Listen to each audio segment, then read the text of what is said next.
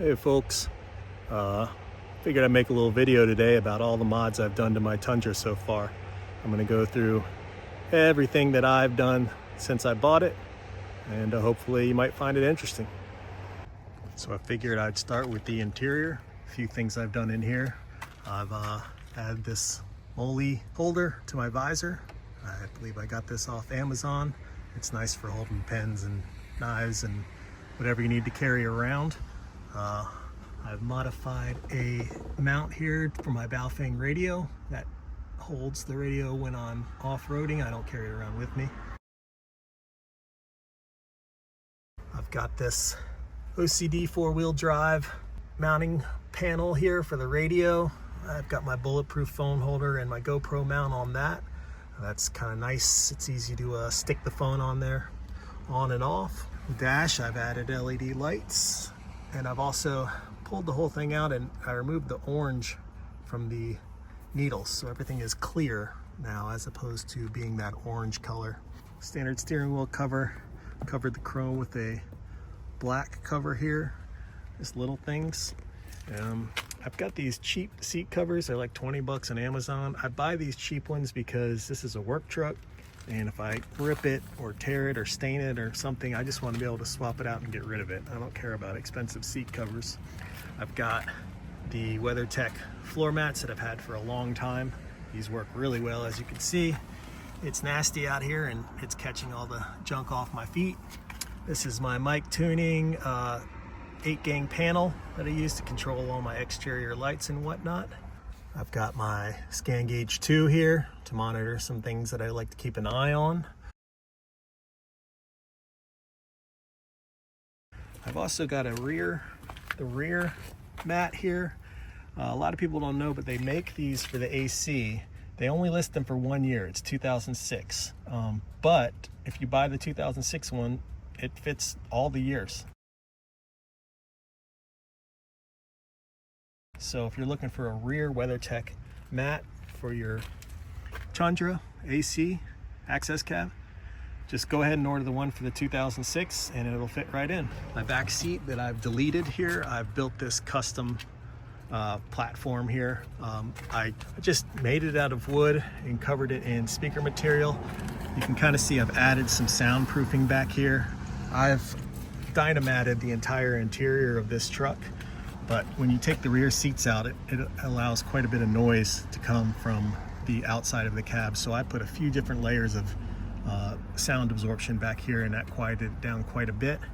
I just used standard exterior door hinges for the mat, or for the folding section, and the whole thing folds up here so you can get access to the stock storage components. And then I've built this base piece around that basically holds things underneath to keep stuff from sliding underneath the seats. It's been really helpful. It's a lot easier to get things in and out. I've gathered a lot more storage back here without the seats. The only thing I would change about this is I would not cover it in this speaker carpet if I did it again. The problem with this carpet is it catches every little thing you put on it, so it's kind of hard to keep clean. It's fairly durable though, so I'm just gonna stick with it for now.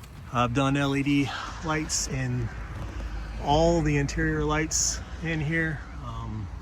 I have added rubber control knobs here. This is like one of my favorite things I've done. Not a lot of people know about these, but they're made out of rubber instead of plastic. So they stick on there with tension. The rubber just stretches a little bit and they never get cold and brittle and break like the stock ones do. So I've had these on for probably 7 or 8 years now and they work great. I've also got a small MOLLE panel down here that I've replaced the stock ashtray cover with here. It just replaces the cover. You unscrew it. This is just a little tiny pocket flashlight that I keep in here because you never know when you're going to need a light. It has all different kind of modes and whatnot. You can stick it on your belt and your hat, and it's really nice. It's easy just to grab it. And of course, I got my panic button here. That's for the ejector seat, but we won't talk about that. Under here is where I hid my switch for my front locker. It's underneath the kick panel. Reason is I have nieces and nephews that sometimes ride in here, and I didn't want them accidentally hitting that switch if I put it somewhere obvious on the dash. I mean, it's very unlikely, but I just like for it to be hidden. It's kind of out of the way. The switch does have a safety mechanism on it. You have to push up in order to engage it, so it's safe in that sense. But I just decided to hide it there because I think it was a good place for it. Other than that, the interior is pretty stock. The carpets look pretty good for the age. I have added an aftermarket stereo from Kenwood. It's just a sort of a basic unit, Bluetooth, nothing special. It's got a CD player. Like I've never used a CD. If I ever replace it, I'll probably just get one that's touchscreen, no CD player, but it works fine for what I do. I just stream everything through my phone. Let's see, anything else? And then, oh, and I added some speakers, aftermarket speakers. I don't even remember what brand these are. I believe they're also Kenwood. I've also added speakers in the rear doors, which you can't see, which I think are Kickers. I don't really remember. It's been a long time since I did that stuff, but I'm not a big audiophile, so it sounds good. And that's all I really care about. I got the mic for my hands-free phone stuff. I believe that's pretty much it for the interior. I have tinted the windows to match the stock tint in the rear. I didn't want them too dark, but I wanted it to all nice, all kind of blend nicely. So that's pretty much it for the interior. Keep it simple. Okay, next we'll move on to what's under the hood. The motor is pretty much stock. I've done the VVTi plenum swap, which I have in another video. I've done the coolant bypass for the stock throttle body. I've got some of my controls here for my 8-gang switch, as well as my winch shutoff switch. I made this panel for the top of the stock electrical box to mount some things on. I've got this panel over the brake booster that I mounted some of my mic tuning controller on and whatnot. I've got my ARB breather mounted here under the hood. This goes to the front and rear differentials. Allows it to breathe clean, fresh air from underneath the hood, as opposed to pulling it from the outside of the truck or from the wheel wells or any of the stock positions. This has worked really well. This runs all the way to the front and rear differentials. I have replaced some of the items over the years, radiator, battery, whatnot, but they're all stock or aftermarket. That is closest to stock that I could get. I did remove my stock washer box, which was down here in the wheel well to fit the 35s. I built this. This is a universal washer kit from Amazon that I built this platform here that it mounts to under the hood.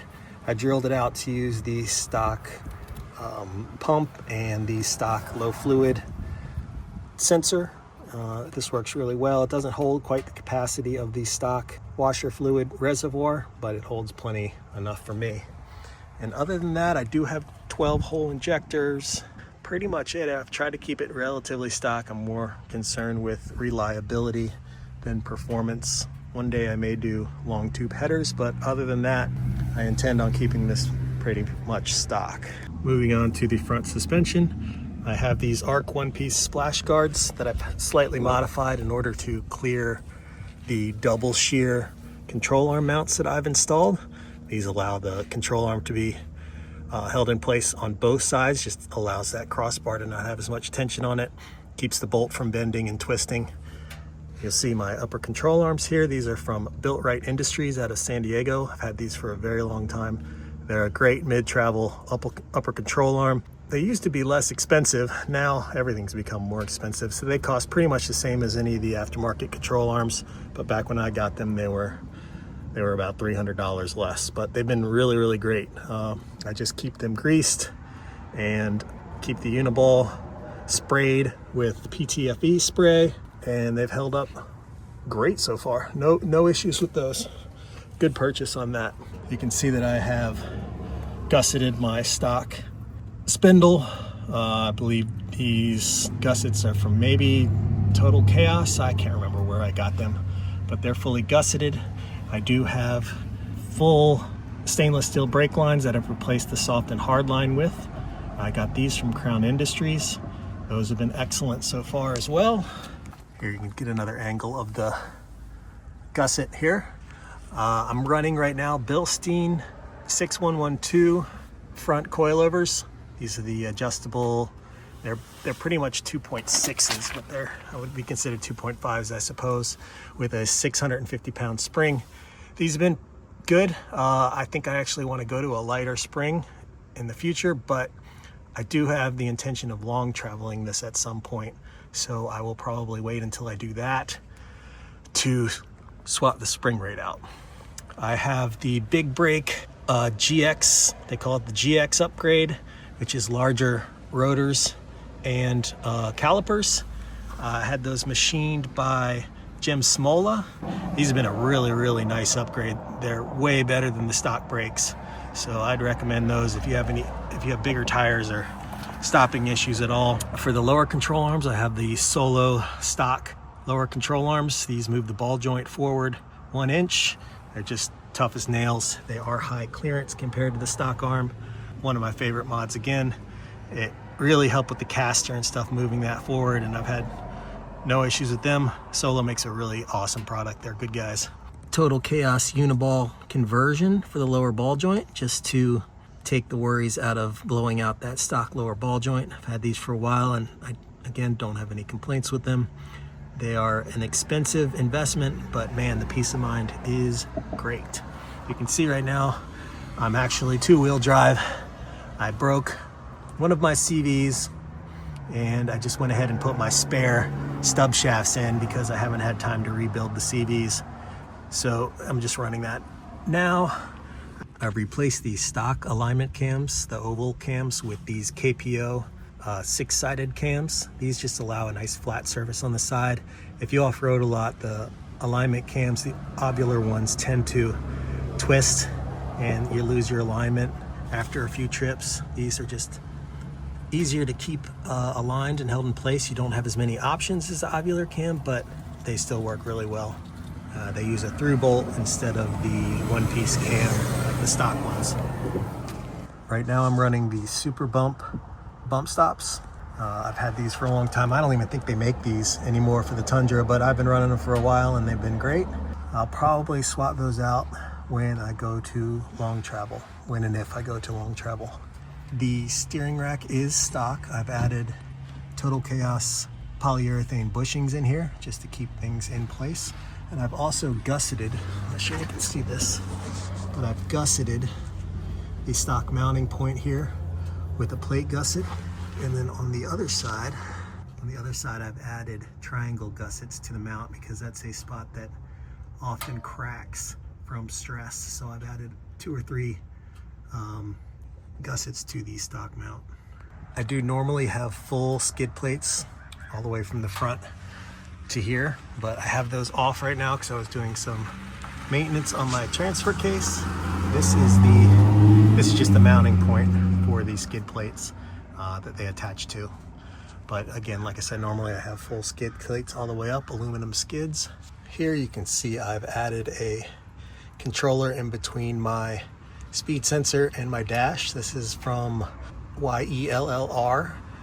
This is a controller that changes your speedometer to match for different tires and gears. The control box is actually under the kick panel in the dash, but this is where it attaches to the speed sensor. That's nice, so you can actually tell how fast you're going.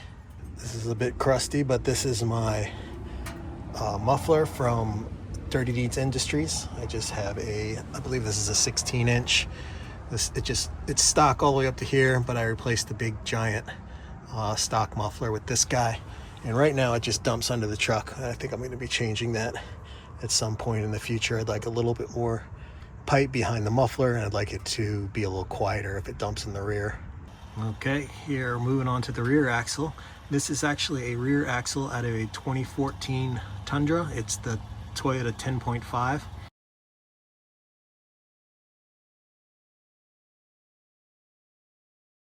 The stock is an 8.4, so this is significantly larger than the stock axle. I've obviously had to move the spring perches around in order to get it underneath the truck. I've added these U-bolt delete kits. I believe these are from Barnes 4x4. These just bolt the stock leaf spring onto the spring perches, This also allows you to move the spring perch backwards, which I needed to do because the pinion on the 10.5 is longer than the stock 8.4. This has been a huge upgrade. I broke two 8.4 rear axles before I switched to this. Bonus, it comes with disc brakes in the rear to replace the drums. In this axle, I'm running 529 gears like I am up front. I have a Power Tracks limited slip.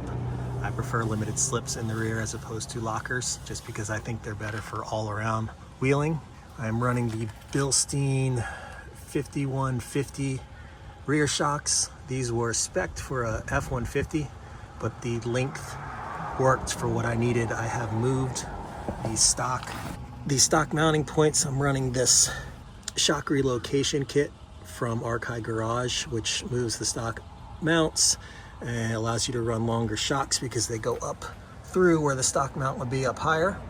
So I'm allowed to run longer shocks. I've moved these to their up a little bit on the axle so they're not dragging down as much. Again, it's been a nice upgrade, a little more travel in the rear, even out of the stock springs that I'm currently running. For the rear spring hangers, I have Archive Garage shackle flip here. I don't believe he makes these anymore, but these have been really nice for drivability and droop in the rear spring flex. Like I said, I don't believe they make these anymore, but this, you have to cut off the stock hanger and put these in place. I did not mention, but I have stripped and coated the entire frame. Frame rust is a big killer in these trucks. So I stripped and coated the entire frame with a product called Rust Bullet.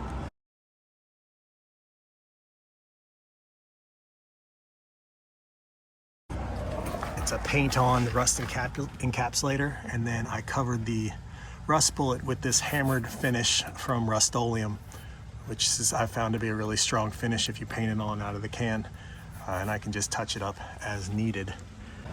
In the rear here, I am running a hidden winch that I built the plate for underneath.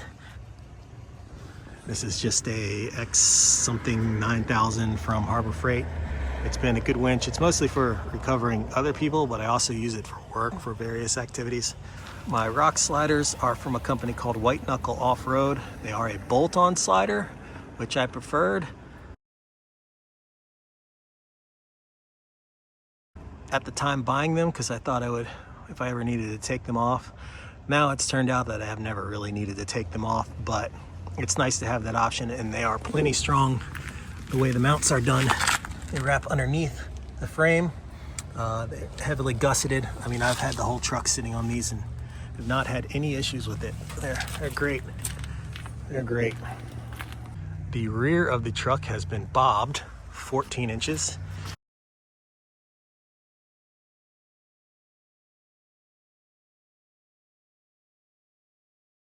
You can see here that the frame stops right behind the right behind the rear spring hangers. So again, about 14 inches. Initially, I had bobbed the stock bed to match,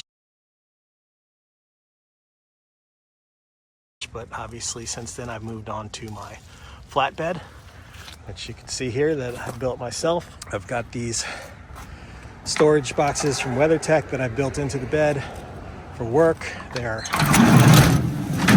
great. They hold a good amount of tools here. You just pull them out when you're working, and they're solid steel, and they have this nice big latch here, so they'd be tough to break into. You know, these can get into anything, but it helps if you can slow them down.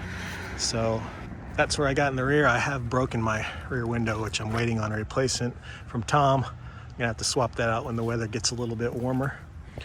But so far, the flatbed and the bob has been really, really one of my favorite things. It just changes the departure angle quite a bit and really allows you to get over obstacles. Let's sort of do a larger view of the front. You can see that I've modified the wheel well here. I've cut about an inch or so out of the outer fender to allow the 35s to fit. These 35s will fit stock. You do not need any lift.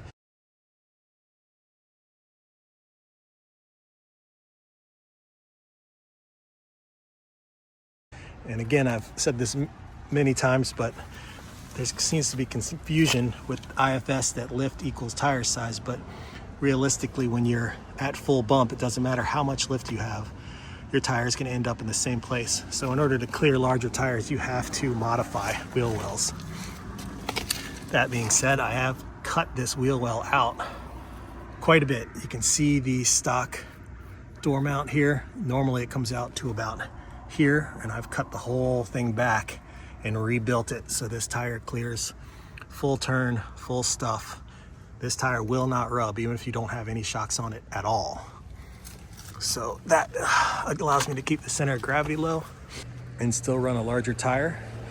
Going to the tires, these are 35 11.5 Falcon Wild Peak RTs. This is their hybrid tire. I tried these out just because I like a skinnier tire. Just puts less stress on the steering. It gives you a better, longer contact patch when the tire is skinnier.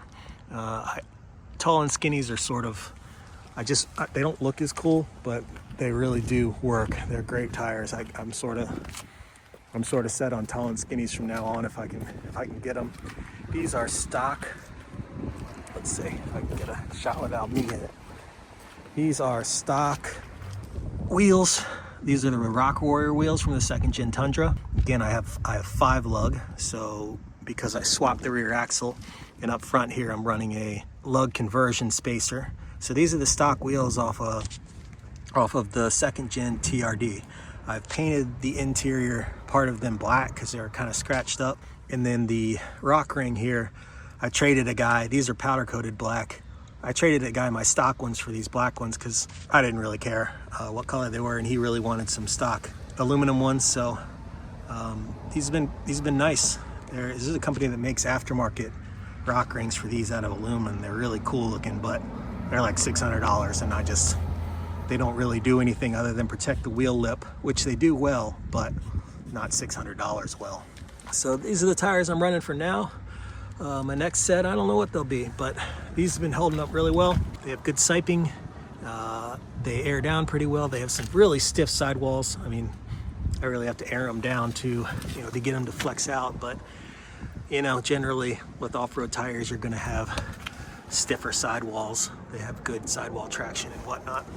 I'm running a snorkel from a Land Cruiser 100 series. They don't make a snorkel for these trucks, so the 100 series has the closest shape to the 1st Gen. You can see it fits pretty well. It's not completely perfect, but it fits the lines of the truck pretty well. You just have to make sure that you get this back line lined up. Mine just barely clears the door at opening. In fact, on hot days, this will sag a little and it'll kind of bump the door when I'm opening and closing, but it's been good. It's the only way to get an actual cold air intake in these trucks. The ones they sell as cold air intakes are not actually cold air. They're actually hot air intakes. On the windows here, see if you can see the tinting again. It matches the factory tinting in the front. I'm running WeatherTech in-channel rain guards. These are awesome because I can keep the doors cracked and let some fresh air in without rain coming in. These are made in Germany. These are the nicest ones. I wouldn't buy the cheap ones. The cheap ones break and crack over time and fade. These have been on now for, I don't know, 5 years or so, and they're still just the same as when I got them. They've been great. Let's see, what else? Let's kind of winging this. I didn't write down what I was going to do, so sorry if I'm all over the place. I have a aftermarket LED third brake light that I got off Amazon years and years ago. It's held up fine. I don't have any issues with that. It really lights up the rear at night. The flatbed lights, these are actually trailer lights that I got, again, off Amazon, I believe. I just wired these into the stock harnesses so they plug in just like the stock ones would. Instead of having 3 lines of different bulbs, I just ran the lines to the individual lights here. So you got stop and running light and reverse and turn signals all wired separately. I made this is a motorcycle license plate light that I've just drilled into the frame of the stock license plate. I need to redo this though, because this is getting really close to getting scraped and certain things. I'm gonna probably do some sort of cover for this fair lead and put the license plate right here. Just haven't got around to it. I got my big old 14-inch drop hitch just to deal with the added height. The truck's not actually much taller than stock, but because I bobbed the rear and it no longer has that big hang down towing thing, I had to drop the hitch quite a bit to tow my trailers. Let's see, what else have we got going on here? I think that's almost everything. I mentioned the locker for the front. I have a Harap E locker in the front. Again, 529 gears, but it does really, really well for what it is. I've probably shed about 500 pounds off this truck, removing the stock bed and the stock trailer hitch and the stock spare and deleting the back seats. I also intend on putting suspension front seats in here eventually, because those stock seats are like 80 pounds each, and I don't really even use all the creature comforts in there. But I believe, if my ADHD did not fail me, I believe that's everything I've done to the vehicle. Paint, stock, pretty much everything else is stock. I just, most of the things I do, I'm trying to increase the longevity and usability of the truck. Everything I do, I basically find a problem and then I fix it and try to make it better. That's sort of how I go with mods that I've learned over the years, is don't do just random stuff. Sort of find what you need to fix and go from there. But overall, I love this truck, man. It's one of my favorite vehicles I've ever owned. It does pretty much everything. I mean, it's nothing like a big diesel or something for towing, but it tows the stuff I need to do. It tows my camper really well. It tows my work trailer really well. And it's fun to drive around. The 529 gears, that's by far my favorite mod I've ever done. Most people go to 488s with 35s, but the 529s really give you a lot more low-end grunt for daily driving. In the highway RPMs, I mean, I drive 75 pretty much max with this truck, and even at 75, I'm at like 2,800 RPMs, but it doesn't matter. The motor will run at 2,800 RPMs all day long. It does not care. Never gets hot. Yeah, I think that's probably pretty much it for this guy. Trying to think if there's anything I didn't mention. I know this is quick. I was talking fast, but I didn't want to make this video too long. But it's a great little truck. I don't have any intention of ever selling it. If and when I move back out west to where there's more trails, I've been going back and forth with long travel and solid axle swap, but as long as this is going to be my daily driver, I'm going to stick with the IFS. The IFS is just so much more comfortable for daily driving and highway driving and whatnot. So I'm going to stick with that for now, which is why I'll probably go to long travel. The rear end has so much travel with these shackle flip and the longer shocks. I mean, it probably out travels the front by 4 or 5 inches. So if I go to long travel, that'll balance things out. I didn't mention, but I relocated the stock fuel filler, which is, I just basically removed the bracket, the stock bracket under here, and welded a little tab on here. So everything's held in place the way it was stock, but instead of being attached to the bed, it's just attached to this little spot right here. You can see I have 2-inch bodiless spacers under the flatbed, and that was just to give a little more clearance for the rear tires and allow everything to fit nicely. These are my lines for my winch that I ran all the way up front. These cables were 20 feet of, I think these are 4.0 cables. That was an expensive investment, but it is what it is. It's what I needed for it to work. I didn't want the winch to burn up under load. So I believe that's pretty much it. I think I've covered everything that I've done to the truck so far. I've got it close to where I like it as far as like what I'm gonna do. Other than the front suspension and going to the long travel, I think that's probably be one of the last things I do, and then the truck will be quote unquote done. Although everyone knows they're never completely done. But it's a great truck. It's super reliable. I rarely have to work on it. I just do the routine maintenance, change the fluids, and do what you're supposed to do, and these things will run forever. So I hope that's informative, and I hope it wasn't too boring. Oh, the reason that these don't match here is because I crushed this door.